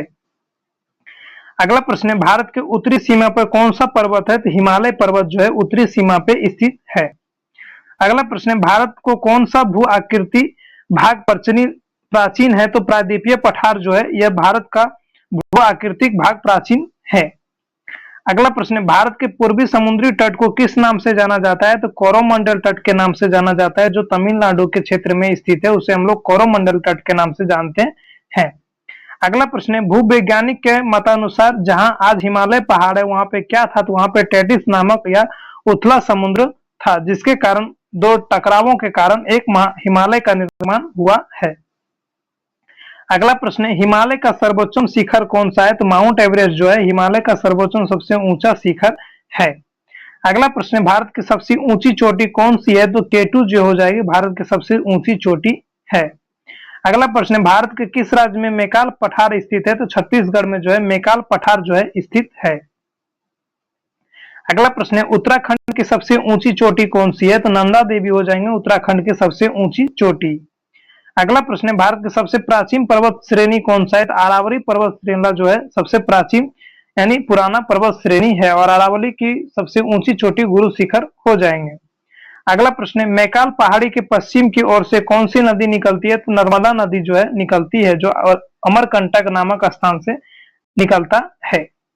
अगला प्रश्न है, मैकाल पहाड़ी की उत्तरी ओर कौन सी नदी निकलती है? तो सोन नदी का निर्माण होता है अमरकंटक से ही, मैकाल पहाड़ी से। अगला प्रश्न है, भारत की पवित्र नदी कौन सी है? तो गंगा नदी भारत की पवित्र नदी माना जाता है। अगला प्रश्न है, भारत में सबसे अधिक वर्षा कहाँ होती है? तो मानसीराम में होता है। मंगला नामक तेल का कुआं किस राज्य में स्थित है? तो यह राजस्थान में स्थित है। अगला प्रश्न है, भारत का सबसे महत्वपूर्ण यूरेनियम खान कहाँ पे स्थित है? तो जादूगोड़ा के खान में महत्वपूर्ण यूरेनियम खान जो है। अगला प्रश्न है, भारत में कोयले का सबसे ज्यादा उत्पादक कहाँ होता है? तो झारखंड में यह होता है, यानी छोटा नागपुर के पठार में कोयले का सबसे बड़ा उत्पाद होता है। अगला प्रश्न है, तांबा का सर्वाधिक उत्पाद कहाँ पे होता है? तो मध्य प्रदेश में खेतड़ी के खान में जो है तांबा का सबसे ज्यादा उत्पाद किया जाता है। अगला प्रश्न है, भारत में चांदी का सर्वाधिक उत्पाद किस राज्य में होता है? तो राजस्थान में यह होता है। भारत का सबसे बड़ा रेगिस्तान कहाँ पे है? तो थार का रेगिस्तान जो राजस्थान में जो है यह भारत का सबसे बड़ा रेगिस्तान है। अगला प्रश्न है, भारत के निकट पश्चिम में कौन सा देश है? तो पाकिस्तान देश जो है भारत के निकटतम पश्चिमी देश है। भारत के दक्षिणी पूर्व में कौन सा सागर है? तो अरब सागर है दक्षिणी पूर्व में। अगला प्रश्न है, जोग जलप्रपात किस राज्य में स्थित है? तो कर्नाटक राज्य में स्थित है जोग जलप्रपात। अगला प्रश्न है, जोग जलप्रपात का नया नाम क्या है? तो महात्मा गांधी जलप्रपात इसका नया नाम रखा गया है। ककोला जलप्रपात किस राज्य में स्थित है? तो यह जो है बिहार राज्य में स्थित है। अगला प्रश्न है, सीप का निर्माण किसके द्वारा होता है? तो पवनों के द्वारा जो है सीप का निर्माण होता है। अंडों के टोकरी का स्थल आकृति किससे संबंधित है? तो ड्रमलिन से जो है संबंधित रखता है। लोयस का निर्माण किससे होता है? तो पवनों के द्वारा लोयस का निर्माण होता है। नदी के अपर्दन से नदी आकृति क्या कहलाती है? तो उसे हम लोग गॉर्ज कहते हैं। अगला प्रश्न है, जलोढ़ पंखों का निर्माण कहाँ होता है? तो पहाड़ियों के तलीय क्षेत्र पर जलोढ़ पंखों का निर्माण होता है। अगला प्रश्न है, संपूर्ण पृथ्वी का कितना प्रतिशत भाग जलमंडल का विस्तार है? तो लगभग 71% भाग जो है जलमंडल का विस्तार पाया गया संपूर्ण पृथ्वी पर। अगला प्रश्न है, जलमंडल का वह भाग जिसके कोई निश्चित सीमा ना हो उसे हम लोग क्या कहते हैं? तो उसे हम लोग महासागर के नाम से जानते हैं। अगला प्रश्न है, समुद्र के स्थलीय भाग में प्रवेश कर जाने पर जल का जो क्षेत्र बनता है उसे हम लोग क्या कहते हैं? तो उसे हम लोग खाड़ी कहते हैं। अगला प्रश्न है, समान खारपन वाले स्थानों को मिलाकर खींची गई रेखा को क्या कहते हैं? तो उसे हम लोग समलवन रेखा कहते हैं। अगला प्रश्न है, सपाट शिस्त्र वाले समुद्री पर्वतों को क्या कहते हैं? तो उसे हम लोग गाई आर्ट कहते हैं। अगला प्रश्न है, प्रशांत महासागर की आकृति किस प्रकार है? तो त्रिभुजाकार आकार है प्रशांत महासागर की आकृति। अगला प्रश्न है, अटलांटिक महासागर संपूर्ण विश्व का कितना भाग घेरता है? तो छठा भाग घेर लेता है। अगला प्रश्न है, प्रशांत महासागर का अधिकांश भाग किस दिशा में है? तो पश्चिमी दिशा में यह स्थित है। अगला प्रश्न है, विश्व में दूसरे स्थान पर सबसे बड़ा महासागर कौन सा है? तो अटलांटिक महासागर है दूसरे स्थान पर। पहले स्थान पर प्रशांत महासागर सबसे बड़ा महासागर है। अगला प्रश्न है, विश्व में सबसे तेज बहने वाले महासागरीय जलधारा कौन सी है? तो गल्फ स्ट्रीम जलधारा जो है सबसे तेज बहने वाली जलधारा है। 845 नंबर प्रश्न है, किस जलधारा का रंग गहरा नीला होने के कारण जापान के लोग उसे जापान की कली धारा कहते हैं? तो क्यूरोसिरो की जलधारा जो है नीला होने के कारण जापान के लोगों के द्वारा जापान की कली के धारा के नाम से भी जाना जाता है। 546 नंबर प्रश्न है, जल के आयतन के आधार पर विश्व का सबसे बड़ा नदी कौन सा है? तो अमेजोन नदी हो जाएगा विश्व का सबसे चौड़ी नदी। अगर विश्व का सबसे लंबी नदी पूछ जाए तो वो मिस्र में स्थित है नील नदी, जो सबसे बड़ी नदी है, फिर लंबी नदी हो जाएंगे। अगला प्रश्न है, यूरोपीय महाद्वीप का सबसे बड़ा नदी कौन सा है? तो वोल्गा नदी जो हो जाएंगे यूरोपीय महाद्वीप यानी हमारा यूरोप जो देश है उसका सबसे बड़ा नदी हो जाएगा वोल्गा नदी। अगला प्रश्न है, किस सभ्यता को नील नदी का वरदान कहा जाता है? तो मिस्र की सभ्यता को नील नदी का वरदान भी कहा जाता है। थोड़े से फास्ट चलेंगे दोस्तों, क्योंकि आपका अधिक समय हम लोग ने ले चुके हैं, तो अब इसे थोड़ा सा फास्ट करके जल्दी क्लोज कर लेंगे ताकि आप लोग भी 5 सितंबर पे एंजॉय कर सकें। अगला प्रश्न है, यूरोप की कौन सी नदी कोयला नदी के नाम से जाना जाता है? तो राइन नदी जो सबसे साफ नदी है यूरोप का, इसे हम लोग राइन नदी के नाम से जाना जाते हैं। यहाँ पे कोयला निकाला जाता है इस नदी में। अगला प्रश्न है, कौन सी नदी भूमध्य रेखा को 2 बार काटती है? तो कांगो नदी जो है भूमध्य रेखा को 2 बार काटती है। अगला प्रश्न है, किस नदी का उद्गम स्थल भूमध्य रेखा या भूमध्य रेखा के निकट से होती है? तो नील नदी का उद्गम जो है भूमध्य रेखा के निकटतम होती है। अगला प्रश्न है, कौन सा नदी मकर रेखा को 2 बार काटती है? तो लिम्पोपो नदी जो है मकर रेखा को 2 बार काटती है। अगला प्रश्न है, बांग्लादेश की किस नदी में पद्मा को नाम से जाना जाता है? तो गंगा नदी को जो है बांग्लादेश में पद्मा के नाम से जाना जाता है। अगला प्रश्न है, किस नदी को तेल की नदी कहा जाता है? तो नाइजर की नदी को जो है तेल की नदी के नाम से भी जाना जाता है। रूस का सबसे महत्वपूर्ण नदी अगर आपको पूछ दिया जाए तो वो वोल्गा नदी हो जाएंगे रूस का सबसे महत्वपूर्ण नदी। लाल नदी किस देश से होकर बहती है? तो वियतनाम से होकर लाल नदी जो है बहती है। मरे डार्लिंग नदी कहां बहती है? तो यह जो है ऑस्ट्रेलिया में बहती है। विश्व का सबसे चौड़ी नदी अगर आपको पूछ दिया जाए तो वह अमेजोन नदी हो जाएगा। अगला प्रश्न है, किस देश में यूफ्रेटस और टिग्रिस नदियां बहती है? तो यह इराक में बहती है। मोस्ट इंपोर्टेंट क्वेश्चन है मेरे दोस्तों, ये सभी क्वेश्चन बिहार दरोगा में कई बार रिपीट किए गए हैं। तो यह जो यूफ्रेटस और टिग्रिस नदियां यह इराक देश में बहती, ये आप ध्यान रखिएगा। अगला प्रश्न है, पराना तथा प्रागवे नदियों का संगम के बाद किस नदी का नाम से जाना जाता है? तो ये लाप्टा नाम से जाना जाता है। थोड़ा सा यहाँ पे मिस्टेक हुआ है, प्रागवे नदी जो होता है यह लाप्टा के नाम से जाना जाता भी है। पृथ्वी का रक्षा कवच कौन हो जाएगा? तो ओजोन परत जो हो जाएगा पृथ्वी का रक्षा कवच। भूगोल, मानव भूगोल के लेखक कौन है? तो रोटजेल जो थे मानव भूगोल के लेखक थे। न्यूनतम जनसंख्या घनत्व वाला देश कौन सा हो जाएगा? तो मंगोलिया देश हो जाएगा। हमारे सौरमंडल का तीसरा सबसे बड़ा ग्रह अरुण हो जाएगा। एशिया का सबसे बड़ा लोअयस्क चीन हो जाएगा। सभी रिपीटेड क्वेश्चन है, डबल टाइम रिपीट हो गया, आप इसे इग्नोर करके फिर भी पढ़ लीजिएगा। गहन कृषि किस क्षेत्र से संबंधित है? तो कनाडा से संबंधित है। नींबू का पीएच मान कितना होता है? तो 2.2 होता है नींबू का पीएच मान।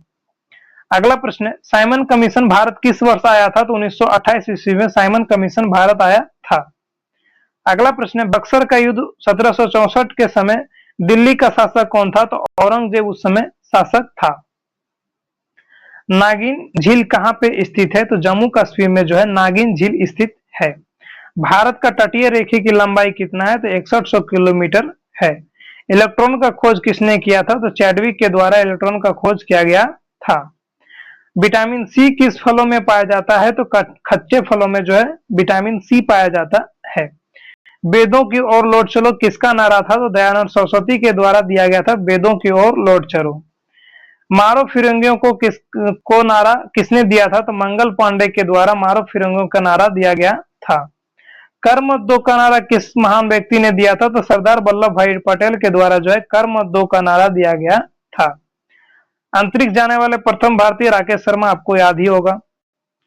रेलवे बजट को सामान्य बजट में अलग किया गया था 1924 ईस्वी में, इसे भी आप ध्यान रखिएगा।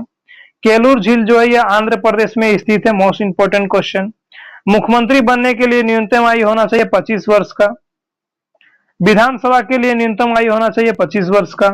सिर्फ एकमात्र राष्ट्रपति का चुनाव लड़ने के लिए आपको 35 वर्ष की उम्मीदवार होना चाहिए और लोकसभा के चुनाव के राज्यसभा के चुनाव के लिए आपको 35 वर्ष के आयु होना चाहिए और लोकसभा के चुनाव के लिए भी आपको 25 वर्ष अनिवार्य है। अगला प्रश्न है, मनुष्य का वैज्ञानिक नाम क्या है? तो हेम्पो सेम्पियंस होता है मनुष्य का वैज्ञानिक नाम। रूसी क्रांति का कब आरंभ हुआ था? 1917 ईस्वी में रूस क्रांति शुरू हुआ था। अगला प्रश्न है, हल्दी घाटी कब हुआ था? तो 1576 ईस्वी में हल्दी घाटी का युद्ध हुआ था। अगला प्रश्न है, बंगाल का प्रथम विभाजन किस वर्ष हुआ था? तो 1905 ईस्वी में प्रथम विभाजन हुआ था बंगाल का। अगला प्रश्न है, महात्मा गांधी की हत्या किस वर्ष किया गया था? तो 1948 ईस्वी में महात्मा गांधी का हत्या किया गया था 30 जनवरी को नाथूराम गोडसे के द्वारा। अगला प्रश्न है, प्लासी का युद्ध किस वर्ष हुआ था? तो 1757 ईस्वी में प्लासी का युद्ध लड़ा गया था। महावीर स्वामी का जन्म कब हुआ था? तो 1468 ईसा पूर्व में महावीर स्वामी का जन्म हुआ था, जो 24वें तीर्थंकर थे जैन धर्म के। अगला प्रश्न है, भारत में प्राकृतिक सबसे बड़े मीठे पानी का झील का नाम क्या है? तो बुलर झील उनका नाम है, जो जम्मू कश्मीर में स्थित है। अगला प्रश्न है, अंतर्राष्ट्रीय महिला दिवस कब मनाया जाता है? तो 8 मार्च को मनाया जाता है। लंबाई की न्यूनतम इकाई क्या होती है? तो फॉर्मीमीटर होता है लंबाई की न्यूनतम इकाई। चंद्रयान 2 कब शुरू किया गया था? तो 2019 में चंद्रयान 2 शुरू किया गया था। पृथ्वी का घनत्व अगर पूछ दिया जाए तो 5.51 ग्राम प्रति सेंटीमीटर स्क्वायर होता है पृथ्वी का घनत्व और पृथ्वी का पलायन वेग होता है 11.2 किलोमीटर पर सेकंड स्क्वायर। अगला प्रश्न है, पर्वतों की रानी किसे कहा जाता है? तो मसूरी को जो है पर्वतों की रानी कहा जाता है। अगला प्रश्न, दिल्ली को भारत की राजधानी किस वर्ष बनाई गई थी? तो 1911 ईस्वी में इसे पारित किया गया था और 1912 ईस्वी में दिल्ली को राजधानी बना गया था। हालांकि पहले जो है कोलकाता था। दूध से मक्खन निकालने पर क्या होता है? तो दूध का घनत्व जो है वो घट जाता है। सिंधु सभ्यता का अन्य नाम किस नाम से जाना जाता है? तो हड़प्पा सभ्यता के नाम से भी जाना जाता है। वृंदावन गार्डन जो है किस राज्य में स्थित है? तो यह जो मैसूर में जो है वृंदावन गार्डन, जो कर्नाटक के मैसूर शहर है, वहां पे वृंदावन गार्डन जो है स्थित है। वृंदावन गार्डन सुन के मथुरा नहीं टिक कीजिएगा, आपका ऑप्शन गलत हो सकता है। अगला प्रश्न है, श्रीलंका की राजधानी कहां पे स्थित है? तो कोलंबो इनकी राजधानी है। अगला प्रश्न है, जनसंख्या के दृष्टि में भारत का सबसे छोटा राज्य कौन सा है? तो गोवा हो जाएगा जनसंख्या के दृष्टि से सबसे छोटा राज्य। अगर ऑलमोस्ट पूछा जाए भारत का सबसे छोटा राज्य तो गोवा शहर हो जाएंगे। नोबेल पुरस्कार किस वर्ष शुरू हुआ था? तो 1901 ईस्वी में नोबेल पुरस्कार शुरू किया गया था। अगला प्रश्न है, माउंट एवरेस्ट पर 2 बार चढ़ने वाली प्रथम भारतीय महिला कौन थी? तो संतोष यादव थी एवरेस्ट पे चढ़ने वाली प्रथम भारतीय, 2 बार चढ़ने वाले प्रथम भारतीय महिला। सन 1954 में हुआ भारतीय चीन समझौता किन नामों से जाना जाता है? तो पंचशील समझौता के नाम से जाना जाता है। अगला प्रश्न, भारत में पहली जनगणना 1852 ईस्वी में हुआ था। मनुष्य के शरीर में कितने गुणसूत्र पाए जाते हैं? यानी 23 जोड़े या 46 गुणसूत्र पाए जाते हैं। क्रोमोसोम की संख्या जो है 46 होते हैं मनुष्य के शरीर में। असहयोग आंदोलन किस वर्ष शुरू हुआ था? तो 1920 ईस्वी में महात्मा गांधी के द्वारा असहयोग आंदोलन को चलाया गया था और 1922 ईस्वी में इसे बंद भी किया गया था। चौरी चौरा कांड हत्या के बाद इसे बंद किया गया था महात्मा गांधी के द्वारा। अगला प्रश्न, सिख धर्म के संस्थापक किसने किया था? तो गुरु नानक देव के द्वारा जो है सिख धर्म का स्थापना किया गया था। अकाउंटेंट एंड गाइडेंस संस्था की स्थापना किसने किया था? तो रॉबर्ट वार्डन पावेल के द्वारा जो है अकाउंटेंट एंड गाइडेंस का स्थापना किया गया था। मैग्सेसे पुरस्कार पाने वाले प्रथम भारतीय कौन थे? तो विनोबा भावे जो थे ये मैग्सेसे पुरस्कार पाने वाले प्रथम भारतीय थे। अंतिम मुगल सम्राट कौन थे? तो बहादुर शाह जफर द्वितीय, जो जिसे नाम से जाना जाता है, ये अंतिम मुगल सम्राट थे। आर्य समाज की स्थापना कब और कहां पे किया गया था? तो मुंबई में 1875 ईस्वी में से किया गया था आर्य समाज की स्थापना। भाप इंजन का आविष्कार किसने किया था? तो जेम्स वाट के द्वारा जो है भाप इंजन का आविष्कार किया गया था। सालार जंग म्यूजियम कहां पे स्थित है? तो यह हैदराबाद में स्थित है। संसार की सबसे लंबी नदी कौन सी है? तो वो नील नदी हो जाएंगे। भारतीय संविधान का पहला संशोधन कब किया गया था? तो 1951 ईस्वी में 9वीं अनुसूची के तहत इसे सबसे पहला संशोधन किया गया था।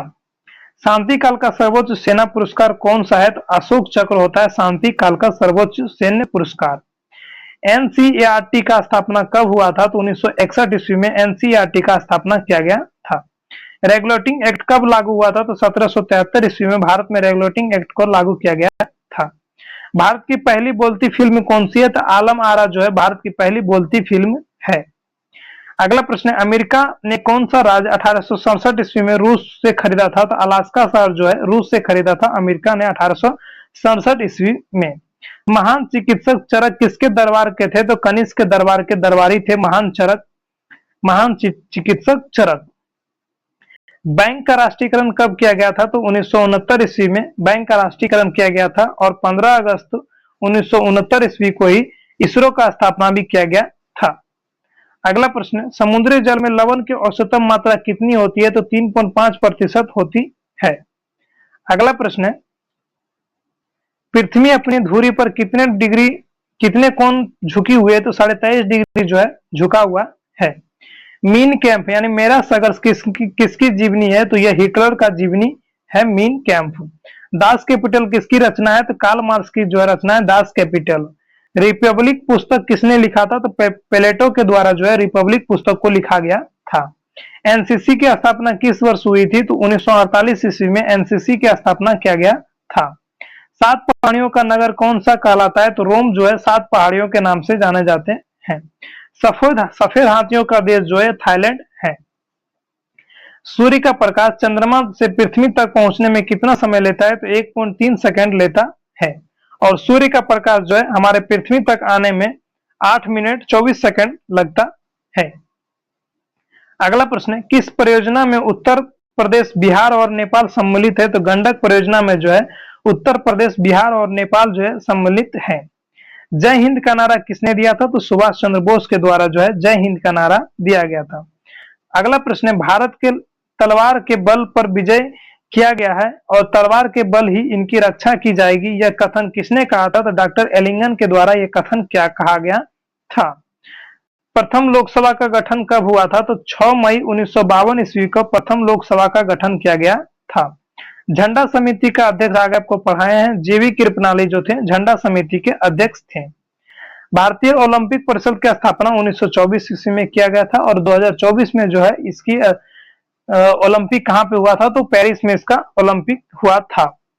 अगला प्रश्न है, ओलंपिक खेलों का टीवी पर विस्तृत प्रसारण कब शुरू हुआ था? तो 1960 ईस्वी में टीवी पर प्रसारण भी किया गया था ओलंपिक खेलों का। अगला प्रश्न है, क्रिकेट खेल का जन्मदाता कौन सा देश माना जाता है? तो इंग्लैंड देश को माना जाता है क्रिकेट खेल का जन्मदाता। सांड युद्ध कौन से देश का राष्ट्रीय खेल है? तो स्पेन का सबसे राष्ट्रीय महत्वपूर्ण खेल है सांड का युद्ध। जो बैल होते हैं इनका युद्ध करवाया जाता है। अगला प्रश्न है, बेरलॉग पुरस्कार किस क्षेत्र में दिया जाता है? तो कृषि के क्षेत्र में बेरलॉग पुरस्कार दिया जाता है। अगला प्रश्न है, व्यास सम्मान का संबंध किस क्षेत्र से है? तो साहित्य क्षेत्र से संबंध है। अगला प्रश्न है, फिल्म जगत में दिए जाने वाला सबसे प्रतिष्ठित अंतर्राष्ट्रीय पुरस्कार कौन सा है? तो ऑस्कर पुरस्कार होता है। भारत का सबसे बड़ा राष्ट्रीय पुरस्कार कौन सा है? तो भारत रत्न होता है भारत का सबसे बड़ा राष्ट्रीय पुरस्कार। गांधी शांति अंतर्राष्ट्रीय पुरस्कार कब शुरू किया गया था? तो 1995 ईस्वी में से शुरू किया गया था। भारतीय संविधान के किस अनुच्छेद में उपराष्ट्रपति निर्वाचन होता है? तो अनुच्छेद 63 के तहत जो है भारत का एक उपराष्ट्रपति भी होगा, इसका निर्वाचन का चर्चा दिया गया है। जवाहर रोजगार योजना किस वर्ष शुरू किया गया था? तो 1989 ईस्वी में इसे शुरू किया गया था। अगला प्रश्न है, सर्वप्रथम फासिस्ट का उदय कहां पे हुआ था? तो इटली में इसे उदय हुआ था। राजा राम मोहन राय को राजा की उपाधि किसने प्रदान किया था? तो अकबर द्वितीय के द्वारा यह प्रदान किया गया था। अगला प्रश्न है, भारत में कागज बनाने वाला पहला कारखाना कहां पे खोला गया? तो ट्रांकवार में 1716 ईस्वी में कागज का फैक्ट्री खोला गया था। अगला प्रश्न है, मंत्री परिषद सामूहिक रूप से किसके प्रति उत्तरदायी होते हैं? तो लोकसभा के प्रति उत्तरदायी होते हैं। अगला प्रश्न है, रियासतों को भारत में सम्मिलित करने के लिए किसके नेतृत्व में रियासती मंत्रालय बनाया गया है? तो सरदार वल्लभ भाई पटेल के नेतृत्व में यह सम्मेलन या मंत्रालय बनाया गया है। अगला प्रश्न है, भारतीय संविधान में नीति निर्देशक तत्व किस देश से लिया गया है? तो आयरलैंड के संविधान से नीति निर्देशक तत्व को लिया गया है। अगला प्रश्न है, महात्मा गांधी को अधनंगा फकीर किसने कहा था? तो चर्चिल के द्वारा, जो ब्रिटेन के प्रधानमंत्री थे चर्चिल, इनके द्वारा जो है महात्मा गांधी को अधनंगा फकीर भी कहा गया था। अगला प्रश्न है, वल्लभ भाई पटेल को सरदार की उपाधि किस आंदोलन में प्रदान हुआ था? तो बारदोली सत्याग्रह के तहत जो यह प्रदान हुआ था। अगला प्रश्न है, यह क्वेश्चन जो था 976 नंबर, इसे आप इग्नोर कीजिए क्योंकि उतना ज्यादा इंपॉर्टेंट नहीं है, क्योंकि इसमें थोड़े से मिसप्रिंट भी हुई है। झंडा समिति का अध्यक्ष जो थे जेपी कृपलानी थे, ये आपको ध्यान होगा। अगला प्रश्न है, संविधान सभा का गठन कब किया गया था? तो जुलाई 1946 ईस्वी को संविधान सभा का गठन किया गया था कैबिनेट मिशन के तहत। अगला प्रश्न है, अबरक के उत्पाद में भारत का विश्व का कौन सा स्थान है? तो प्रथम स्थान है अबरक के उत्पादक में। अगला प्रश्न है, देश में सर्वाधिक सोना किस राज्य से प्राप्त होता है? तो कर्नाटक राज्य से भी प्राप्त होता है देश का सबसे ज्यादा सोना। नादिर शाह ने किस शासनकाल में भारत पर आक्रमण किया था? तो मोहम्मद शाह के शासनकाल में भारत पर आक्रमण किया था नादिर शाह ने। अगला प्रश्न है, किसने कहा था राजा को मंदिर का धन जब्त कर लेना चाहिए? तो कौटिल्य के द्वारा यह कहा गया था। अगला प्रश्न है, चंगेज खान ने किसके शासनकाल में भारत पर आक्रमण किया था? तो इल्तुतमिश के शासनकाल में चंगेज खान जो है भारत पर आक्रमण किए थे।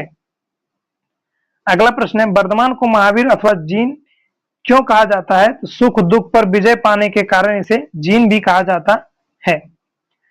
घसीटा बेगम, राज्य वल्लभ, शौकत जंग किसके प्रधान शत्रु थे? तो सिराजुद्दौला के प्रधान शत्रु थे। अगला प्रश्न है, भारत के स्वतंत्रता संघर्ष के द्वारा डिकेन एजुकेशन सोसाइटी नामक संस्था की स्थापना किसने किया था? तो बाल गंगाधर तिलक के द्वारा जो है यह इसका स्थापना डिकेन एजुकेशन सोसाइटी का नामक का स्थापना किया गया था।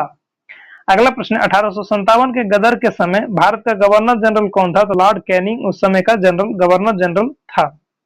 अगला प्रश्न, भारतीय राष्ट्रीय कांग्रेस के हरिपुरा अधिवेशन की अध्यक्षता किसने किया था? तो सुभाष चंद्र बोस के द्वारा यह अध्यक्षता किया गया था। चौरी चौरा कांड कब हुआ था? तो 4 फरवरी 1922 ईस्वी को हुआ था चौरी चौरा कांड।